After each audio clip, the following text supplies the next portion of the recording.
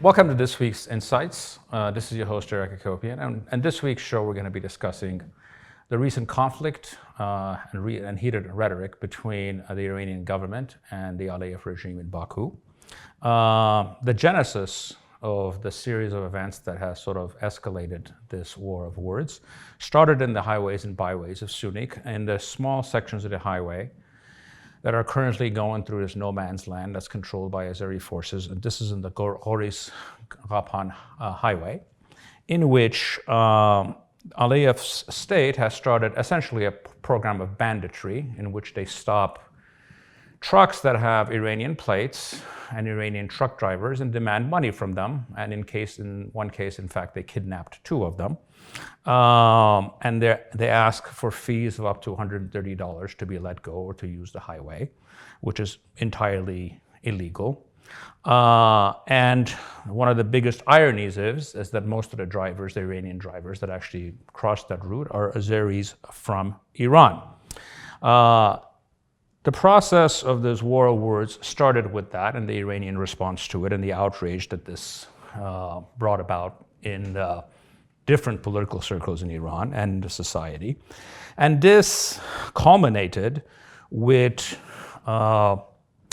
significant joint military exercises that were conducted between Aliyev's forces, the Turkish army, and the Pakistani army in areas that used to be controlled by the Artsakh armed forces before the war. Those three countries sort of form our local axis of evil as far as the problems that they cause regionally. This exercises, which was done very close to the Iranian border, caused a response from the Iranian side in which regular Iranian troops and the force of the IRGC, which are the Revolutionary Guard, did very massive exercises coming all the way up to the Araks River, the actual border between Iran and Azerbaijan.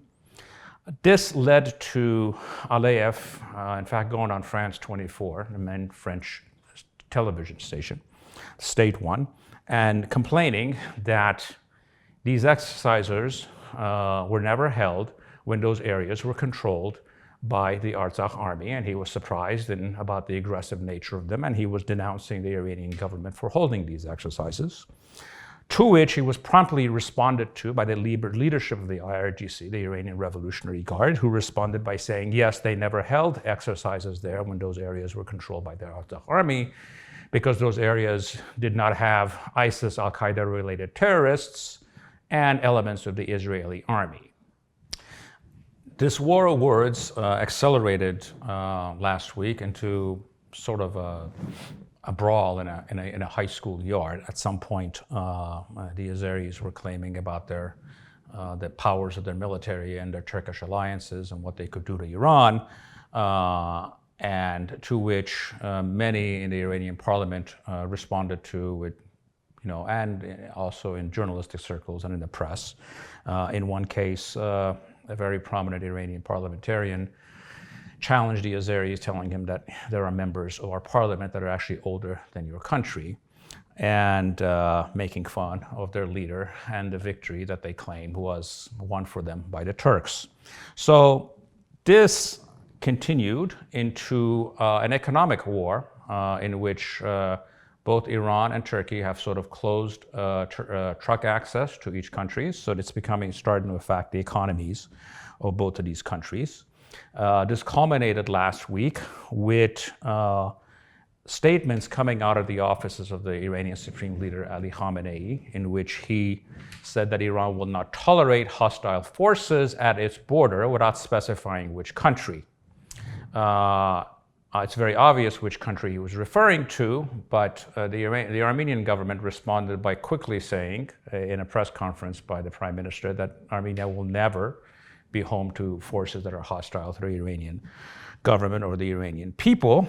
And he promptly dispatched the Armenian Foreign Minister Arad Mirzoyan to Tehran to clarify these issues.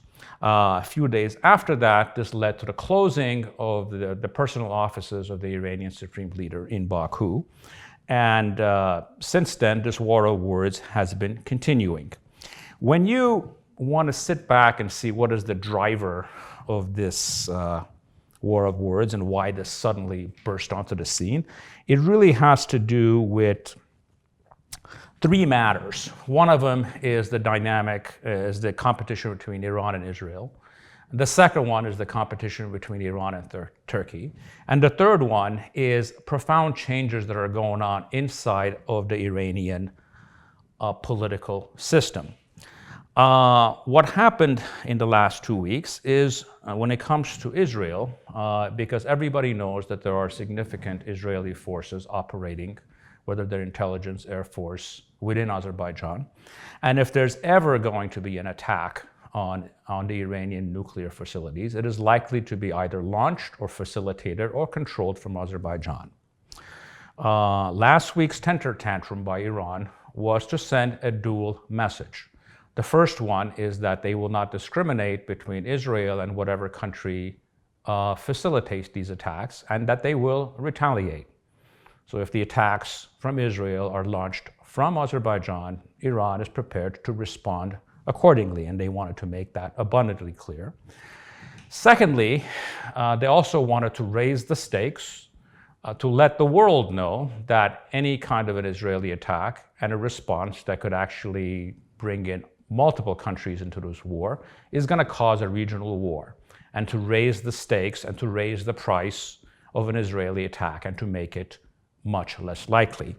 So, this is actually a fantastic example of statecraft, of how you say something forcefully and you make your point across and you raise the stakes of anyone acting against you into something that will be far more problematic for many different countries.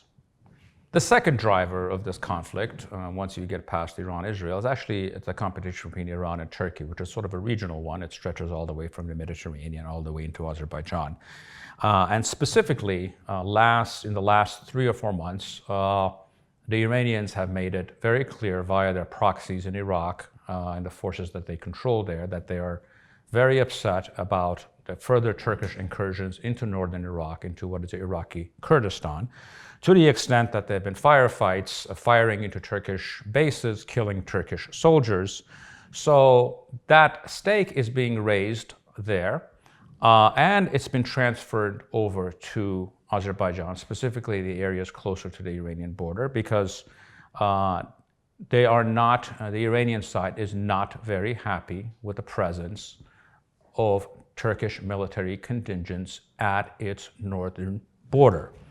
The one thing that is consistent with all of any state, from all the way from the United States to Israel or other ones that have directly confronted the current Iranian government or the current Iranian political system, is that all direct confrontations with Iran have essentially ended with Iranians coming out the political winner and the opponents coming out as the losers.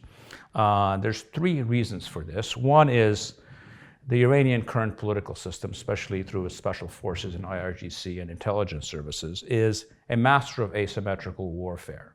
Iran itself is actually not a very strong military country.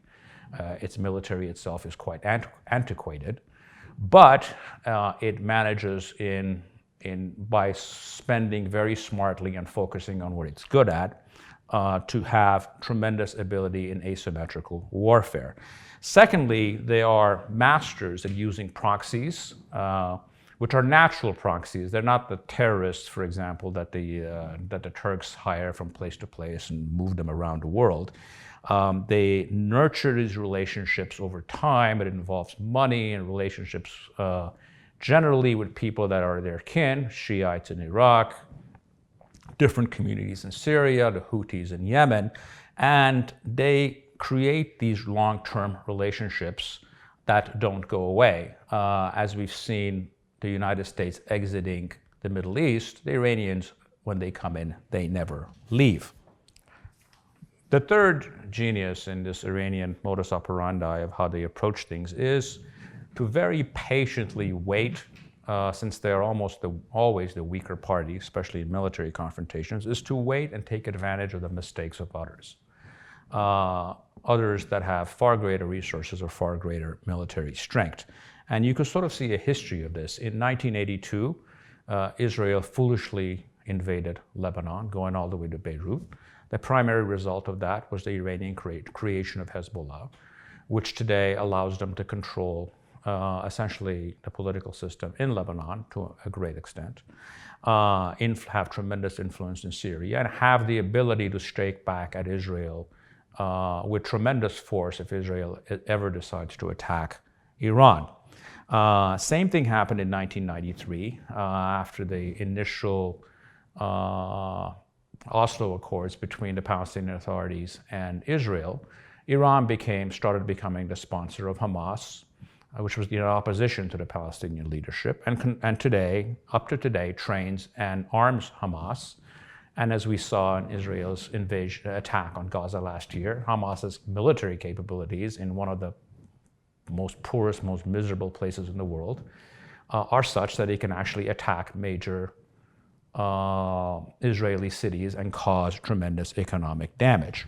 The same thing we saw in 2014 when the UAE and Saudi Arabia started their foolish war in Yemen, which allowed the Houthi minority, which the Iranians support, with limited funds and limited military support, to essentially tie down these two countries with US and British support on 1 cent on the dollar compared to what the other side is spending.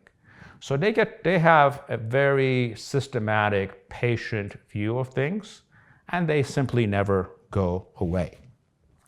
So when you look at this current conflict with the Azeris, in fact, for all practical purposes, Aliyev is just a pawn in this game. If the Iranian political system and intelligence military systems want to, they can very promptly turn this peacock of Baku into a feather duster. They have endless ways to do it, direct military, religious institutions. There's so much kinship between these two societies that the ability of the Iranian state to entirely infiltrate and cause all kinds of problems for the Aliyev regime are endless. The last thing that this points out to us is an important systematic change within the Iranian political system. For 40 years, Iran has been a theocracy with a significant intelligence, IRGC, special forces, a strong military element as part of its leadership. Most of these military leaders cut their teeth as veterans of the Iran-Iraq War, and their worldview is actually framed by that war. During last year's elections, what we essentially saw is a slow but systematic takeover of the entire political system by forces aligned with the IRGC, which are the Iranian Revolutionary Guard Corps. Now, these are elements that are not as cautious, as conservative as the clerical leadership. We're having a situation where the clerical leadership is more the front for the IRGC rather than the other way around. All the edifices of the theocratic system are there, but slowly and systematically the country is being turned into a militarized, military leadership type state. In some ways, these are people that are far more aggressive, and they will be much more apt to use force than the very old and very conservative leadership who was very cautious in not running the country into direct confrontations with other powers, especially greater powers. It can be said that the last 2 weeks was actually the coming out party for the new Iranian leadership and the new Iranian style, and a country that will be far more aggressive in asserting its power, its interest, and if it is attacked, it will almost certainly retaliate against all powers that were involved in that. Now, what does all of this mean for us? One thing that's very interesting is how clear the Iranians have been about their complete opposition, to the extent that they have said they're even willing to use military force, to not allow any changes in Sunni. And they've sort of been joined at this with EU, who's actually going to be spending substantial amounts of money there, with Russia, who actually has significant military presence in Sunni, and to a lesser extent by the United States. So Aliyev's foolish adventures has actually managed to do something that our diplomacy has been entirely incapable of doing, which is to bring the entire attention of the world to Sunni, which is actually a good thing. Overall, our approach to this conflict has to be to keep ourselves entirely clear of it, while behind the scenes doing all that we can to rub raw the nerves of dissension. Because any confrontation, short-term, long-term, between the Iranian political system and Aliyev's political system will only have one result: a very bad ending for the Aliyev regime. Thank you for joining me in this week's episode of Insights.